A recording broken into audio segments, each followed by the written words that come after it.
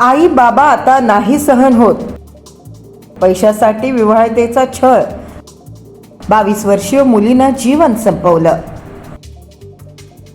चारचाकी वाहन घेण्यासाठी माहेरून पैसे घेऊन ये म्हणून पतीसह सासू सासरे शारीरिक मानसिक त्रास द्यायचे.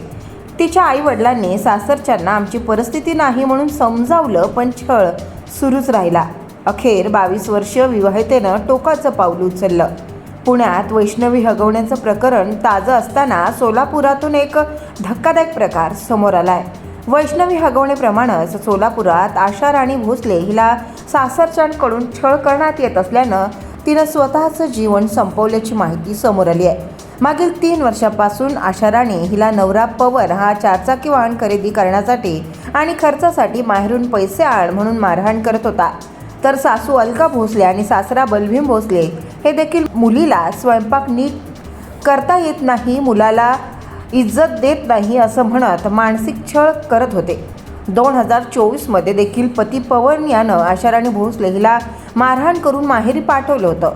त्यावेळी महिला तक्रार निवारण केंद्राच्या मदतीनं पती पत्नींचे समुपदेशन करण्यात आलं होतं. मात्र त्यानंतर देखील पती पवन भोसले, सासू अलका भोसले, सासरा बलभीम भोसले यांच्याकडून त्रास देणं सुरूच होतं. त्यामुळंच मुलगी आशा राणी भोसले हिनं टोकाचं पाऊल उचलत आत्महत्या केल्याची फिर्याद आशा राणीचे वडील नागराज डोने यांनी दिली आहे.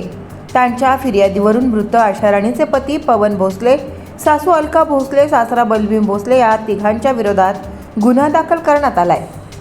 या प्रकरणात नवरा पवन भोसले याला अटक करण्यात आली असून सासू अलका आणि सासरा बलभीम अद्याप फरार आहेत. जोपर्यंत आरोपींना अटक होत नाही तोपर्यंत मृतदेह ताब्यात घेणार नाही अशी कुटुंबियाची भूमिका आहे. चारचाकी वाहन घेण्याकरता आणि इतर खर्चासाठी माहेरून पैसे घेऊन ये, तुला नीट स्वयंपाक करता येत नाही, तू नवऱ्याची इज्जत करत नाही असं म्हणून तिचा वारंवार मानसिक आणि शारीरिक त्रास तिला दिला जात होता. या त्रासाला कंटाळून तिनं आत्महत्या केल्याप्रकरणी नवरा पवन भोसले, सासू अलका भोसले व सासरा बलभीम भोसले यांच्यावर मोहोळ पोलीस ठाण्यात गुन्हा दाखल करण्यात आलाय.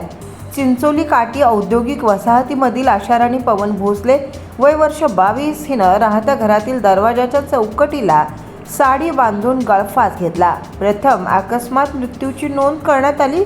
दरम्यान मयत आशा राणी भोसलेंच्या नातेवाईकांनी संशय व्यक्त केला. नातेवाईकांनी पोलीस ठाण्यात ठिय्या मांडला होता.